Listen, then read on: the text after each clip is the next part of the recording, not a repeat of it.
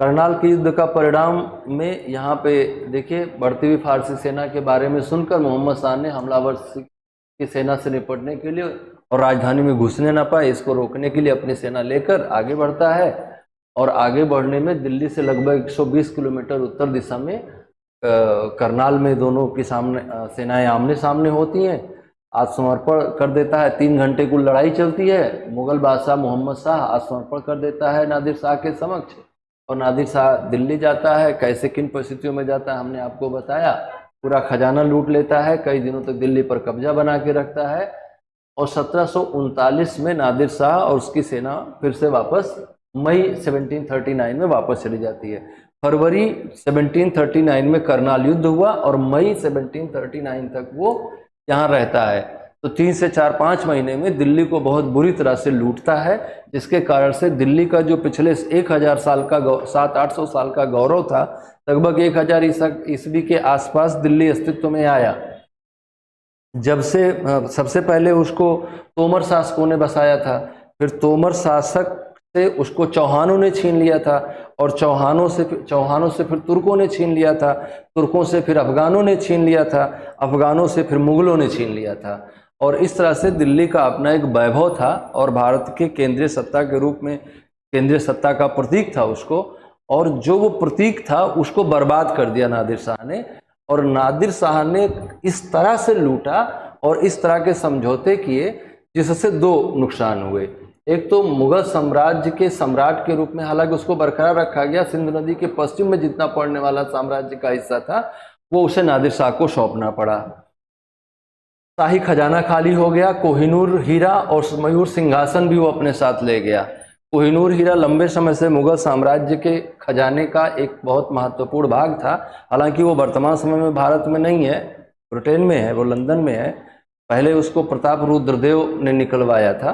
प्रताप रुद्रदेव से होते होते वो शाहजहां तक आया या मुगल खजाने में आया और शाहजहां ने उसको सिंहासन में लगवा रखा था, मयूर सिंहासन में। वो उठा ले गया उसको, मयूर सिंहासन को। असली बात यह है कि नादिर शाह के आक्रमण से जो क्षति हुई वो ये हुई कि पैसे को तो हुआ ही, बहुत ज़्यादा लूटा पूटा गया। दिल्ली का जो गौरव था, दिल्ली का जो दिल्ली शहर को लेकर जो सेंटीमेंट था, भारत की अलग अलग रीजनल पावर्स में, मराठों में, जाटों में, बुंदेलों में, सिखों में, वो ख़त्म कर दिया उसने। उस डर को, उस प्रतिष्ठा को ख़त्म कर दिया। और मराठा सरदारों और साथ ही साथ विदेशी व्यापारिक कंपनियों के सामने इनकी स्थिति बिल्कुल स्पष्ट हो गई और अब पावर वैक्यूम है भारत में, ये सभी को समझ में आने लगा। और उस पावर वैक्यूम को भरने के लिए हमें क्या करना चाहिए, सभी अपनी अपनी तरह से उस बारे में सोचने लगे, चाहे वो मराठे हों, चाहे वो ईस्ट इंडिया कंपनी हो। हालांकि इन दोनों के अलावा और किसी के पास ये क्षमता थी ही नहीं कि वो आगे कर पाता इस काम को। लेकिन अहमद शाह अब्दाली के आक्रमण ने मराठों के भी इस स्वप्न को तोड़ दिया। आगे उस पर हम लोग बात करेंगे। तो अगले शासक अहमद शाह हुए। मोहम्मद शाह रंगीला के बाद अगले शासक अहमद शाह हुए, जिन्होंने 1748 से 1754 तक भारत पर शासन किया। ये मोहम्मद शाह रंगीला और कुदसिया बेगम के बेटे थे। कुदसिया बेगम जो हैं वो एक नृत्यांगना थी। जैसा कि हम आपको बताते हैं कि मुगल दरबार में सबसे ज़्यादा व्यभिचार होता था, सबसे बड़ा व्यभिचार का केंद्र था भारत में मुगल हरम। तो वो तरह की चीज़ों से आप देखते ही जाएंगे। 1748 से 1754 तक इन्होंने शासन किया। बहुत अप्रभावी मुगल सम्राट रहे। अच्छे स्वभाव के व्यक्ति थे, लेकिन नेतृत्व के गुण इनमें नहीं थे। ये सत्ता को आगे नहीं बढ़ा सके। पतनशील साम्राज्य को फिर से मेन स्ट्रीम में लाने में असफल रहे। इनके शासनकाल में अहमद शाह अब्दाली ने 2 बार उत्तर पश्चिम पंजाब क्षेत्र को लूटा, धन और जमीनें छीनी। मराठे भी इधर लगातार बढ़ते जा रहे हैं। मराठों मालवा और बुंदेलखंड को छीना। उसके वजीर इमादुल मुल्क ने उसे अंधा कर दिया और सलीमगढ़ में कैद कर दिया। इनके वजीर ने खुद ही इनको अंधा कर दिया। तो आप सोच सकते हैं कितने महान शासक रहे होंगे। अब 2 बातें यहाँ पे हम आपको समझाना चाह रहे हैं। आप ये समझिए कि दिल्ली को नादिर शाह के द्वारा अपमानित किए जाने के कारण से एक स्पष्ट शक्ति शून्यता निर्मित हुई दिल्ली में, जिसको हम लोग पावर वैक्यूम कहते हैं। एक स्पेसिफिक पावर वैक्यूम क्रिएट हुआ। ये समझ में आ गया कि दिल्ली बहुत कमज़ोर हो चुकी है और यही समय है कि पेशवा बालाजी बाजीराव कह रहे हैं कि हमने बहुत सारा प्रहार कर लिया है शाखाओं पर, अब हमें तने पर प्रहार करना चाहिए। पॉइंट ये है कि मराठे जो है, या यूं इधर से ऐसे देखें कि मराठे ऐसे दिल्ली पे जाने का प्रयास कर रहे हैं, मराठा पावर इधर अपना सत्ता विस्तार करने का प्रयास कर रही है और उत्तर पश्चिम से अफगान सत्ता स्थापित करने का प्रयास कर। दरअसल आगे चलकर हमने बताया 1739 के बाद नादिर शाह वापस चला गया और नादिर शाह की हत्या हो गई। नादिर शाह की हत्या हो जाने के बाद अहमद शाह अब्दाली, जो कि अफगानिस्तान में नादिर शाह का रिप्रेजेंटेटिव था, उसने अपने आप को कंधार का स्वतंत्र शासक घोषित कर दिया। तो आ गया सीन में कौन? एक नया व्यक्ति सीन में आ गया जिसका नाम है अहमद शाह अब्दाली। और इधर से मराठे एक नया सीन में आ गए।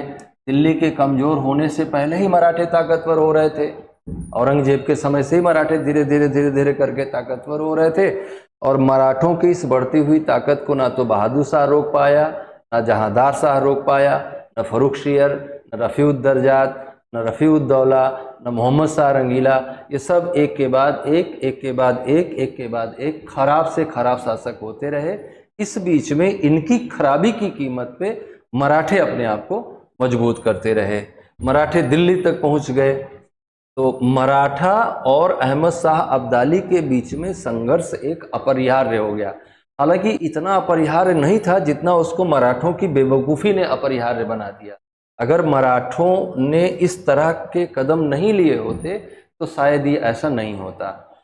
अहमद शाह अब्दाली ने भारत पर 7 बार आक्रमण किया, क्योंकि अभी नई सत्ता स्थापित किया है, धन की ज़रूरत है और भारत सोने की चिड़िया है, भारत को लूटना आसान है। भारत की केंद्रीय सत्ता भी बहुत कमज़ोर है, इसलिए इसका लूटा जाना और संभव है। तो काबुल को कंधार का स्वतंत्र शासक था ही, उसने काबुल को भी जीत लिया। और 1748 से 1761 के बीच में, 1748 से उसने काबुल को जीता, 1748 से लेकर 1761 के बीच में 7 बार उसने युद्ध किया भारत में। और बेसिक उद्देश्य उसका धन पहुंचना था। 1757 के एक आक्रमण में वो दिल्ली पहुंच गया और दिल्ली के शासक को बदल दिया उसने। और वहां किसको शासक बना दिया? आलमगीर सेकंड को। आलमगीर सेकंड को अपना वहां दिल्ली का शासक बना दिया और नजीबुद्दौला नाम के एक अफगान को उसने अपना रिप्रेजेंटेटिव और मीर बख्शी नियुक्त करवा दिया मुगल सेना का। तो मुगल सेना का मीर बख्शी बना दिया नजीबुद्दौला को। रूहेला सरदार था और अपना रिप्रेजेंटेटिव बना दिया। और इमादुल मुल्क को वजीर बना दिया। मतलब अगर आप ध्यान से समझें तो आप ये कह सकते हैं कि ये सब कुछ जो 1757 में हुआ, इसके कारण से दिल्ली पर प्रभाव किसका बढ़ गया? अफगान पावर्स का प्रभाव बढ़ गया या अहमद शाह अब्दाली का प्रभाव बढ़ गया। और दिल्ली पर अपना प्रभाव बढ़ाना कौन चाह रहा है? मराठे चाह रहे हैं, क्योंकि उनको सेंट्रल पावर बनना है। तो ये संघर्ष कैसे अवश्यंभावी हो गया, वो ये समझने वाली बात है। तो मराठे धीरे धीरे करके नॉर्थ इंडिया में अपना सत्ता विस्तार कर रहे हैं, दिल्ली पंजाब के क्षेत्रों पर अपना प्रभाव बढ़ाने का प्रयास कर रहे हैं। 1757 में ये चेंजेज लाए गए और 1758 में रघुनाथ राव होलकर, इनका भी नाम बहुत इंपॉर्टेंट है इस मामले में। रघुनाथ राव होलकर जो थे, इनके नेतृत्व में मराठा सेना पहुंच गई दिल्ली 1758 ईस्वी में। और सबसे पहले इन्होंने क्या किया? नजीबुद्दौला को दिल्ली के दरबार से भगा दिया। नजीबुद्दौला भागकर कहाँ चला गया? पंजाब चला गया। सेना ने पीछा किया और पंजाब तक मराठा सेना पहुंच गई। और पंजाब पहुंचकर जो अहमद शाह अब्दाली का बेटा था तैमूर, उसको पंजाब से भगा दिया। तो आप कहानी समझते चलिए। दिल्ली पहुंचे 1758 में मराठे, नजीबुद्दौला को भगाया, नजीबुद्दौला भागा पंजाब की ओर, पंजाब पर भी आक्रमण किया और पंजाब में अहमद शाह अब्दाली के बेटे तैमूर को भी भगा दिया। और ये भाग के गया किसके पास? अहमद शाह अब्दाली के पास, और अब अहमद शाह अब्दाली और मराठों में संघर्ष निश्चित हो गया। वो लड़ाई बहुत ही खतरनाक हुई, बहुत भयानक लड़ाई हुई, बहुत खराब परिस्थितियों में मराठों को लड़ना पड़ा, लेकिन 1761 में वो लड़ाई पानीपत के मैदान में हुई, जिसे हम थर्ड बैटल ऑफ पानीपत कहते हैं। और इसमें मराठे बहुत बुरी तरह से पराजित हुए। मराठों की इस पराजय से जो क्षति हुई, इससे मराठों का कोई राज्य क्षेत्र तो नहीं गया, मराठे तुरंत ही अपनी स्थिति को फिर से अपने राज्य क्षेत्र में स्थापित करने में सफल रहे। लेकिन एक चीज ये तय हो गई कि मराठे अब भारत की सेंट्रल पावर नहीं बनेंगे। इस तरह से उनकी सैन्य शक्ति को तोड़ दिया गया कि वो दोबारा ऐसी स्थिति में अब नहीं आ सकते थे कि फिर से भारत की केंद्रीय सत्ता बन जाए। इस बीच में अंग्रेज जो है अपने आप को ताकतवर कर लेगा।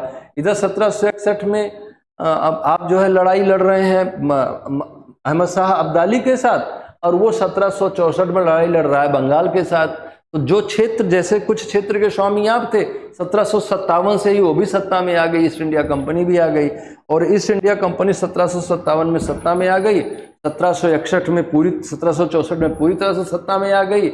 और उधर 1770 के पास अमेरिका का स्वतंत्रता का आंदोलन शुरू होता है, जिसके कारण से ब्रिटिश सरकार भी ये चाहने लगती है कि भारत में साम्राज्य निर्माण किया जाना चाहिए।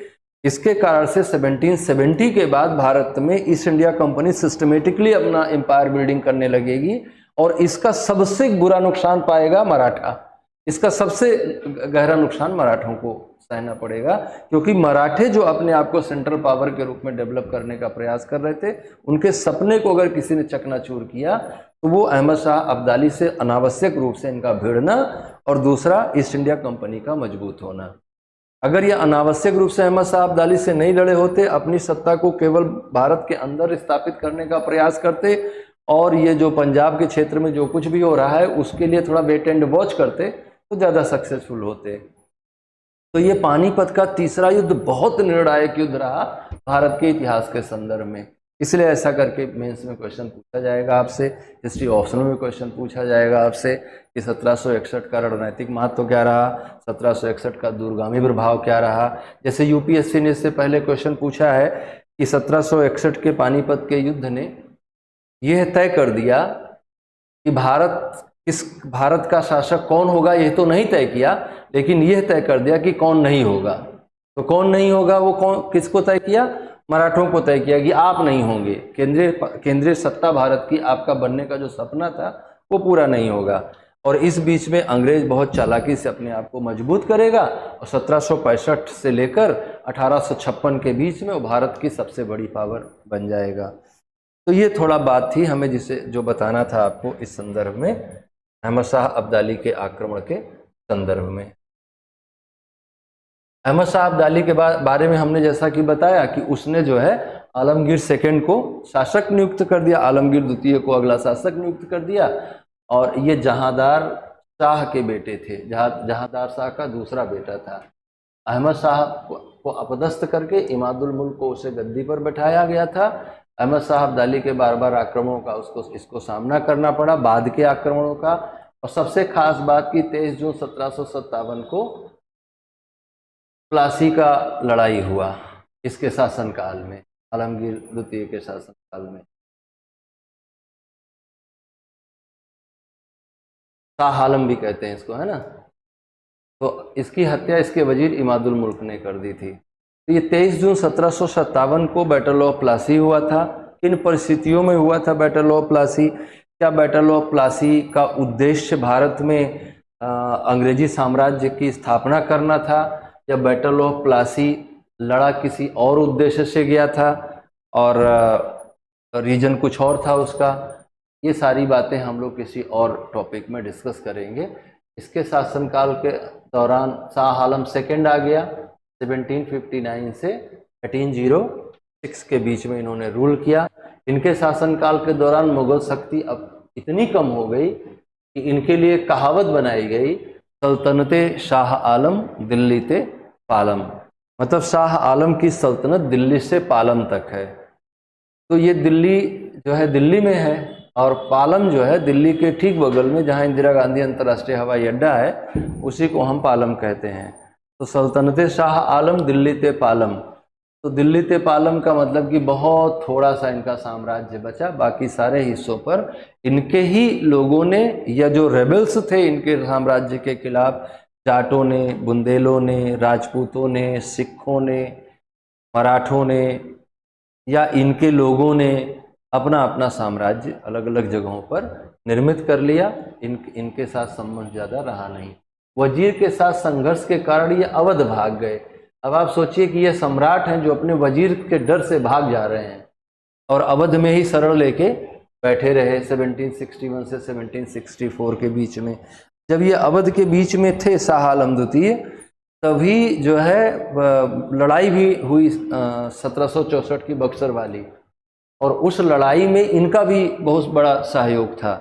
जो अवध का नवाब था शुजाउद्दौला और शाह आलम द्वितीय और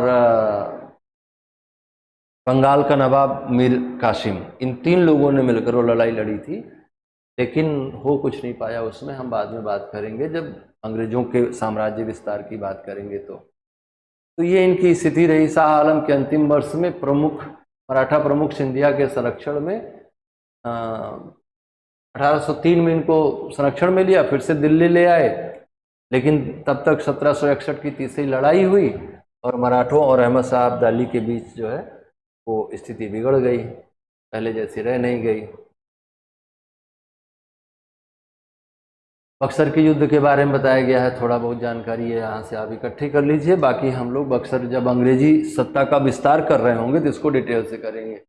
1764 में लड़ा गया। हेक्टर मुनरो नेतृत्व कर रहा था ब्रिटिश सेना का, और दूसरी तरफ से मीर कासिम बंगाल के नवाब, शुजाउद्दौला अवध के नवाब, मुगल सम्राट शाह आलम द्वितीय की संयुक्त सेना। इसमें से जो शुजाउद्दौला था ये युद्ध को फाइनेंस कर रहा था।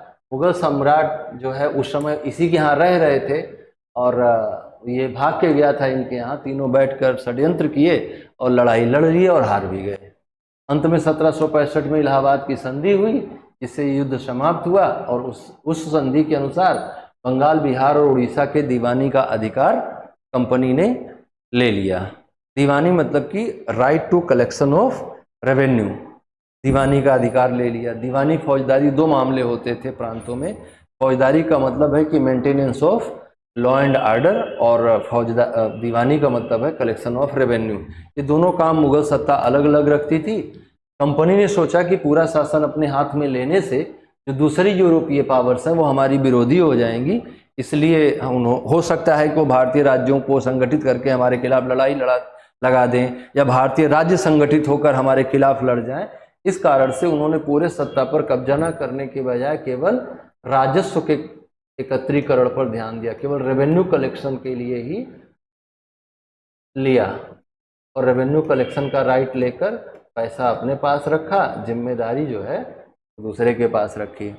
पहला मुगल शासक था जो ईस्ट इंडिया कंपनी का पेंशन भोगी बना, क्योंकि इलाहाबाद की संधि में ये कहा गया था कि हम आपको 26 लाख रुपए वार्षिक देंगे।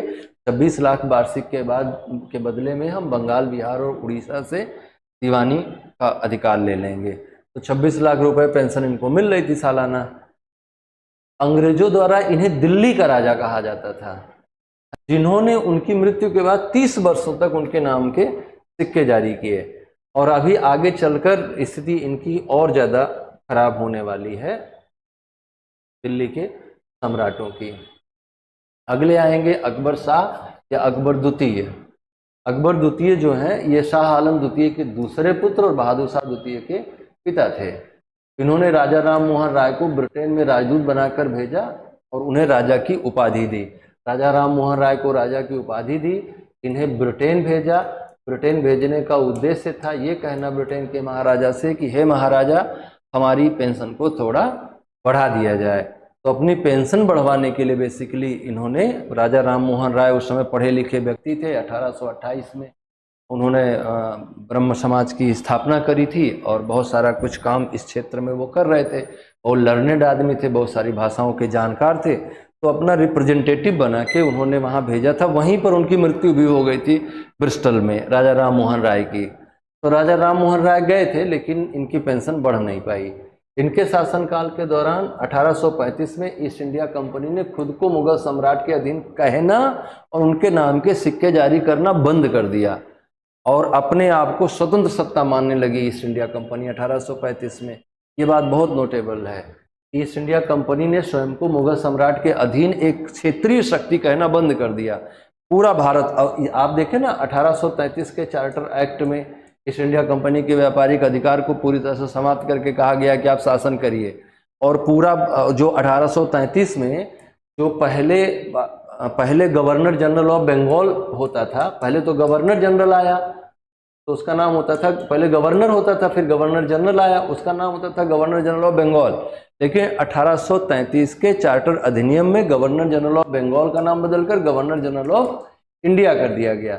और जब गवर्नर जनरल ऑफ इंडिया किया गया, इसका लॉर्ड विलियम बेंटिक था उस टाइम पे, इसका मतलब क्या हुआ कि अब वो अपने आप को कोई रीजनल पावर नहीं मान रहा है बल्कि पूरे भारत की पावर मान रहा है। और जब वो गवर्नर जनरल ऑफ इंडिया है तो ये कैसे इंडिया के सम्राट हो सकते हैं, कैसे भारत का बादशाह इनको माना जा सकता है। तो ईस्ट इंडिया कंपनी ने कहा कि भाई अब तो हम आपके आगे झुकेंगे नहीं, आपको जो लेट के हम प्रणाम करते थे या आपके सामने जो हम दंडवत करते थे और आपकी अधीनता को हम स्वीकार करते थे, अब नहीं करेंगे, क्योंकि अब हम पूरे भारत के सत्ताधीश हैं और हम गवर्नर जनरल ऑफ इंडिया हैं। तो आपसे ज़्यादा क्षेत्रफल है हमारे पास, आपसे ज़्यादा ताकत है हमारे पास, तो हमें कोई कारण नहीं है कि हम आपके अधीन रहें। वो महान कवि थे। हिंदू मुस्लिम एकता के लिए एक त्यौहार होता था फूल वालों की सैर, वो इन्होंने शुरू किया था। और अब हम आगे बढ़ते हैं और अगले शासक जो कि अंतिम शासक भी हैं भारत के, मतलब अंतिम मुगल सम्राट हैं, बहादुर शाह द्वितीय, जफर भी इन्हें कहा जाता है। जफर उपनाम से ये कविताएं लिखते थे। तो ये भारत के अंतिम मुगल सम्राट थे।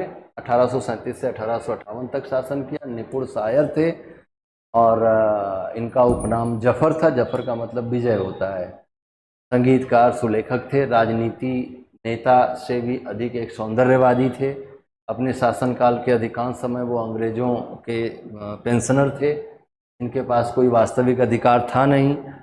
और 1857 में विद्रोह में नाम मात्र के नेता चुने गए और विद्रोह दबाने के क्रम में इन्हें पकड़ा गया और म्यांमार में इन्हें निर्वासित कर दिया गया, रंगून में इन्हें निर्वासित कर दिया गया। तो ये पूरी कहानी है जो हमें इस संदर्भ में आपको बतानी थी उत्तरवर्ती मुगलों के शासनकाल में। इसमें से जितना हमने फैक्ट के रूप में आपको बताया है उसको तो आप ज़रूर से ज़रूर ध्यान रखेंगे, और जो हमने आपको कॉन्सेप्ट बताया है वो बहुत काम आने वाले हैं आगे आने वाले टाइम में। जब आप मेंस का राइटिंग करेंगे, जैसे battle of Panipat, battle of Buxar, तो इन युद्धों का भारत के इतिहास पर क्या प्रभाव रहा या किन युद्धों का भारत के इतिहास पर क्या प्रभाव रहा, इस पर हम एक अलग से सेशन करेंगे, एक अलग सा वीडियो बनाएंगे कि बक्सर का युद्ध और क्या भारत की राजनीति पर प्रभाव रहा, प्लासी का युद्ध और भारत की राजनीति पर क्या प्रभाव रहा, पानीपत का पहला युद्ध भारत की राजनीति पर क्या प्रभाव रहा, पानीपत का दूसरा युद्ध भारत की राजनीति पर क्या प्रभाव रहा, तीसरे में क्या रहा, या ऐसे और भी जो युद्ध हैं उनके बारे में हम लोग एक जो है श्रृंखला चलाएंगे कि इतिहास के महत्वपूर्ण युद्ध, ऐसा करके एक श्रृंखला बनाएंगे और उसमें हम आपसे अलग अलग युद्धों पर चर्चा करेंगे। आज के लिए इतना ही। नमस्कार।